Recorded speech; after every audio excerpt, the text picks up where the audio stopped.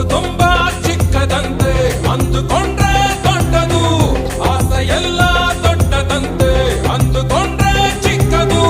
ಹೆಸರಿನಲ್ಲೇ ರಾಜ ನಾನು, ನನ್ಗೆ ಯಾರ ಹಂಗಿದೆ?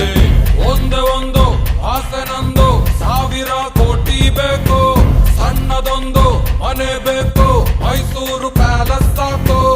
ಆಸೆಗೆ ಟ್ಯಾಕ್ಸ್ ಇಲ್ಲ, ಕನಸಿಗೆ